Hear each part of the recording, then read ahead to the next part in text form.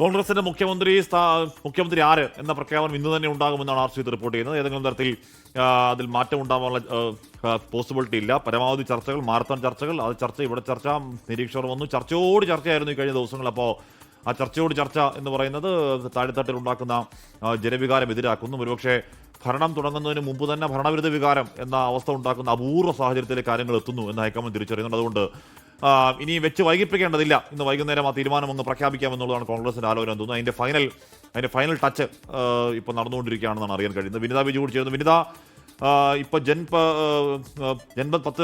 ജൻപതിൽ ഹൈക്കമാൻഡുമായുള്ള ഇന്നും കുറേ നേതാക്കൾ അവിടെ ഉണ്ടല്ലോ, അവരുമായി ചർച്ച 11 മണിക്ക് തുടങ്ങാൻ പോകുന്നു പറയുന്നു. നേതാക്കളുമായി 1 to 1 ആണോ അതോ ഒരുമിച്ച് ഇരുന്ന് ചോദിക്കലാണോ?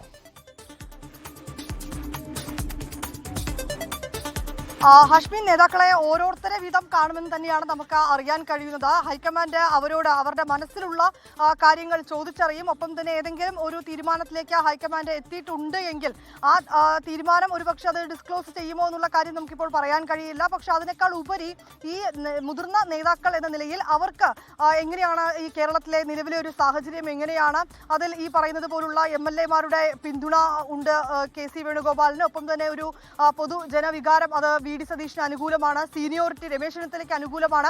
ഈ കാര്യങ്ങളിലെല്ലാം ഈ കേരളത്തിൽ നിന്നെത്തിയ നേതാക്കളുടെ ഒരു പൊതുവെയുള്ള അഭിപ്രായം എന്താണെന്ന് അടക്കമുള്ള കാര്യങ്ങളായിരിക്കും ആദ്യഘട്ടത്തിൽ തേടുക. ഒരുപക്ഷെ ആവശ്യമെങ്കിൽ ഒന്നിച്ചിരുത്തിക്കൊണ്ട് നിലവിലെ സാഹചര്യങ്ങൾ ചർച്ച ചെയ്യും. അതിനുശേഷം ഈ ഒരു പർട്ടിക്കുലർ കാര്യത്തിലേക്ക്, അത് ഈ ഒരു പ്രത്യേക വിഷയത്തിലേക്ക് കടക്കുമ്പോൾ ഓരോരുത്തരുടെയും അഭിപ്രായം അതെങ്ങനെയാണെന്ന് ഉൾപ്പെടെയുള്ള കാര്യങ്ങൾ പ്രത്യേകം ചോദിച്ചറിയുമെന്നുള്ളൊരു വിവരമാണ് നമുക്ക് ലഭ്യമായിരിക്കുന്നത്. ഞാൻ ഇപ്പോഴും ഉള്ളത് കേരള ഹൗസിൽ തന്നെയാണ്. നേതാക്കൾ അല്പസമയത്തിനകം ഇവിടെ നിന്ന് 10 ജൻപത്തിലേക്ക് പുറപ്പെടും. സോണിയാഗാന്ധിയുടെ വസതിയിലാണ്. ഒരുപക്ഷെ സോണിയാഗാന്ധി ഈ കൂടിക്കാഴ്ചയിൽ പങ്കെടുക്കുമോ എന്നുള്ള കാര്യം നമുക്കിപ്പോൾ പറയാൻ കഴിയില്ല. അവിടെ എത്തി രാഹുൽ ഗാന്ധി ആയിരിക്കും ആദ്യഘട്ടത്തിൽ നേതാക്കളെ കാണുക, അവരുടെ അഭിപ്രായം തേടും. രാവിലെ 11 മണിക്കാണ് ഈ ചർച്ചകൾ തുടങ്ങുന്നത്. ഒരുപക്ഷെ ആ ചർച്ചകൾ പൂർത്തിയാക്കിയതിനു ശേഷം ഇന്ന് വൈകിട്ടോടുകൂടി പ്രഖ്യാപനം ഉണ്ടാകുമെന്ന് നമുക്ക് പ്രതീക്ഷിക്കാം. ഓക്കെ, അപ്പോൾ 7 മണിക്ക് ശേഷം, രാത്രി 7 മണിക്ക് ശേഷം ഉള്ള ഒരു ശുഭമുഹൂർത്തത്തിൽ കേരളത്തിന്റെ മുഖ്യമന്ത്രി ആര് എന്ന പ്രഖ്യാപനമുണ്ട്. ശുഭമുഹൂർത്തം എന്ന് കഴിഞ്ഞാൽ 7 മണിക്ക് കഴിഞ്ഞ് തീരുമാനമാവുന്ന മുറയ്ക്ക് പ്രഖ്യാപനം ഉണ്ടാകും എന്നാണ് കരുതേണ്ടത്.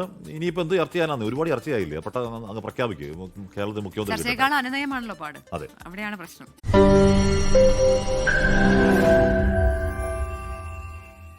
ലോകത്തെവിടെയായാലും ഏത് സമയത്തും 24 വാർത്തകളും ഓഗ്മെന്റഡ് റിയാലിറ്റി പാക്കേജുകളും എക്സ്പ്ലെയിനറുകളും വിശദമായി കാണാൻ ഞങ്ങളുടെ YouTube ചാനൽ നിങ്ങൾക്ക് സബ്സ്ക്രൈബ് ചെയ്യാം.